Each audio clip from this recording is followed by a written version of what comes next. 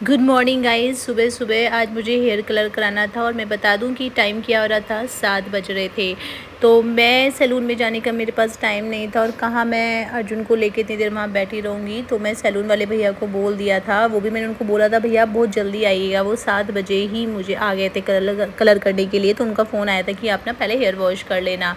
तो मैं सुबह 7 बजे से पहले ही उठ के सबसे पहले मैंने अपने हेयर वॉश कर लिए, क्योंकि हेयर कलर करने के लिए हेयर वॉश होना बहुत ज़रूरी है। और ये देखिए बाहर का जो मौसम है, देखिए कितना पॉल्यूशन हो रहा है यहाँ पे दिल्ली एनसीआर में। सुबह उठो ना तो ऐसे इतना पॉल्यूशन रहता है, दिन में फिर भी थोड़ा सा सही हो जाता है, लेकिन मॉर्निंग में बहुत ज़्यादा बुरा हाल रहता है। और इससे ना मुझे बहुत एलर्जी होती है। मुझे ना अभी 20 दिन से वैसे इतना इन्फेक्शन चल रहा है, चेस्ट इन्फेक्शन हो गया था। अभी फ़िलहाल ठीक है, दवाइयाँ खाई हैं, लेकिन 20 दिन से मेरी इतनी बुरी हालत थी खांस के। तो ये देखिए मौसम तो इसी तरीके से हो रहा है यहाँ पे। तो बस मैंने हेयर वॉश कर लिया। हाँ, तो मैं ये बता रही थी हेयर वॉश करने के लिए, ये वाली बालकनी भी हमारी इधर साइड में। तो मैं ये बता रही थी हेयर कलर करने के लिए सबसे पहले आपको हेयर वॉश करना बहुत ज़रूरी है, पता ही होगा आप लोगों का। तो यहाँ पे जो भैया थे वो आ गए थे, तो मैं गेट खोलने जा रही थी। तो उसके बाद अब देखिए कितना टाइम लगेगा हेयर कलर करने में। 1 घंटा तो वैसे ही लग जाता है उसको, और फिर वॉश और थोड़ा कट वगैरह करने में टाइम लग जाता है। तो मैं सबसे पहले उठ के चाय वाय पी ली थी, तो इतने भैया भी आ गए थे। तो भैया यहाँ पे कॉम कर रहे थे मेरे बालों में, तो वो ड्राई करेंगे पहले। तो बस मैं यही बोल रही थी। वो कह रहे थे केराटिन भी करा लो। मैंने कहा अभी केराटिन नहीं कराना है, केराटिन कराएंगे अभी दिसंबर के बाद में। तो अभी तो फ़िलहाल हेयर ही करा लेते हैं, क्योंकि मैंने अभी स्मूथनिंग भी कराई थी। अभी कब कराई थी मैंने, फरवरी में कराई थी स्मूथनिंग। तो मैंने कहा इतनी जल्दी केमिकल ट्रीटमेंट नहीं कराएंगे, हेयर कलर ज़रूरी बन जाता है, क्योंकि जो न्यू ग्रोथ आ रही है ना वो ग्रे आ रही है। तो यहाँ पे भैया ने ना मेरे को हेयर कलर कर दिया है। और हेयर कलर करने के बाद में भैया को जो बराबर की सोसाइटी थी ना वहाँ जाना था, तो वो चले गए थे वहाँ तक। मैंने बोला ठीक है आप चले जाओ। तो यहाँ पे वो आने के बाद में उन्होंने मेरा हेयर वॉश करके मेरा कट भी कर दिया है। तो मैंने अपने हेयर पर डार्क ब्राउन जो कलर होता है ना, नेचुरल डार्क ब्राउन, वो कराती हूँ। मुझे एक्चुअली वैसे कलर्स पसंद नहीं है जो थोड़े ब्राउन ब्राउन होते हैं, मुझे नेचुरल कलर पसंद है। और यही मेरी आईब्रोज़ का कलर है, तो मैं हमेशा से यही कराती हूँ। और ये ना बालों को रफ भी नहीं करता है। ये देखिए ये है नेचुरल कलर, नेचुरल कलर नहीं मतलब नेचुरल ब्राउन जो मैं कराती हूँ। ये कलर मुझे फेवरेट कलर है। मैं हमेशा से जब भी मैंने कलर कराया है तो हमेशा से तब से मैं यही कलर कराते हुए आई हूँ। तो ये काफ़ी अच्छा है। सो गाइस, कलर तो हो चुका था बालों में, हेयर कट भी कर दिया था भैया ने थोड़ा सा नीचे से। तो अब बारी थी घर के कामों की। तो सबसे पहले मैं वॉशिंग मशीन में कपड़े धोने के लिए जा रही थी। तो यहाँ पे मैंने पानी भर लिया है वॉशिंग मशीन में, और क्या कहते हैं 9 साढ़े 9 बजे का टाइम हो ही गया था। तो अब कपड़े जितने भी थे कपड़े मैं सीधे कर रही थी, और सीधे करने के बाद फिर उन्हें वॉशिंग मशीन में डालना है। कई दिनों से कपड़े इकट्ठे हो रहे थे, तो बस यही है, ये काम भी करने ज़रूरी होते हैं। तो बस वही काम कर रही थी मैं, कपड़े वपड़े धोने का। फिर उधर अर्जुन भी उठने वाला था, घर के वही झाड़ू पोछे सारे काम रहते हैं। दिवाली पे वैसे भी काम, फेस्टिवल्स पे क्या होता है ना, काम बढ़ जाता है कुछ ना कुछ, मतलब ये होता ही है, फेस्टिवल्स पे काम बढ़ ही जाते हैं।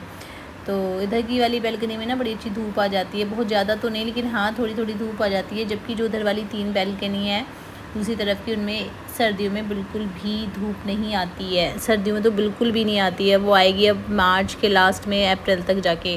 तो बस इसमें तो आ जाती है धूप, बहुत थोड़ी थोड़ी सी आती है इसमें भी थोड़ी देर के लिए।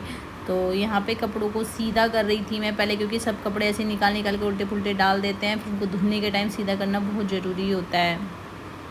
तो वैसे थर्सडे को हमारे यहाँ कपड़े नहीं धुलते हैं, लेकिन वैसे भी तो कल आई थिंक कल संडे ही था।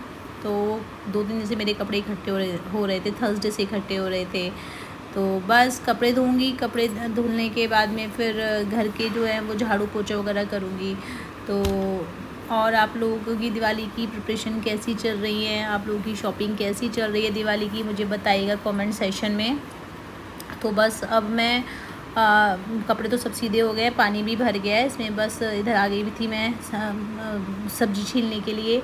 तो आज मुझे लंच में लौकी बनानी थी, और पता है गाइस ये लौकी ना बहुत अच्छी है। मेरे हस्बैंड एक दिन किसी काम से गांव की तरफ गए थे, तो वहाँ से वो कुछ लौकी लाए थे, 3-4 लौकी लेके आए थे। तो मैंने तीनों बना ली थी और एक बची थी, तो मैंने सोचा जिसको बना लेते। और एकदम कच्ची कच्ची इतनी टेस्टी होती है, बिल्कुल मतलब बिना केमिकल से बनी होती है, बिल्कुल मतलब जो पेड़ से तोड़ी हुई थी बिल्कुल।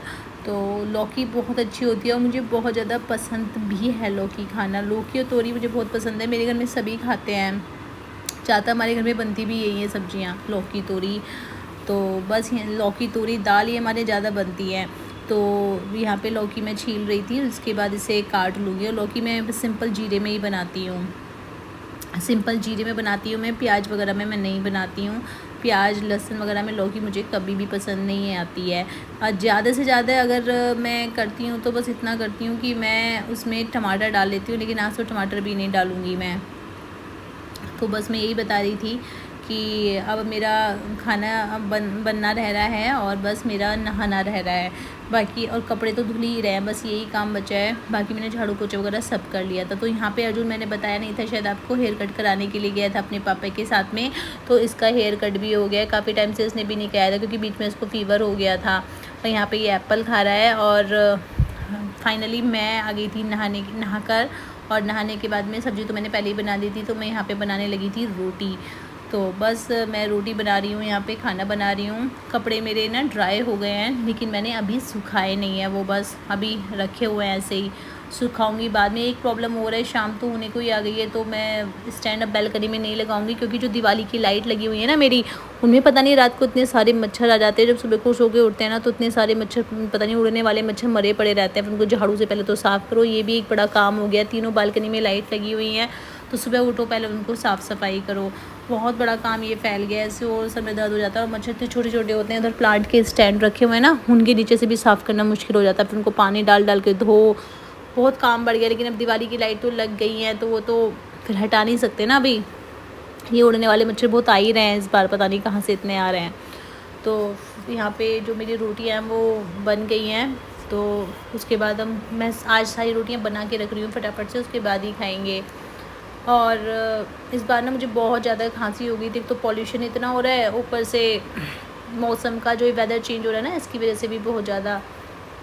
तो बस यही है। तो इस बार सफाई भी ज़्यादा नहीं की क्योंकि घर ही शिफ्ट करा था, लेकिन करी थी। लेकिन ऐसा नहीं कि बिल्कुल नहीं करी, लेकिन ऐसा नहीं कि बिल्कुल एक सामान नीचे निकाल के रख के सफाई करी, वो नहीं। क्योंकि मैंने जून में ही शिफ्ट करा था, तो 3 या 4 महीने हुए हैं, तो वो तो मैंने नहीं करा। लेकिन हाँ, बाकी सारी मैंने बाहर से सारी सफाई करी थी, सारी शेल्फ वगैरह लगा रही थी। तो ये देखिए जो मेरे कपड़े थे यहाँ पे सूख चुके हैं।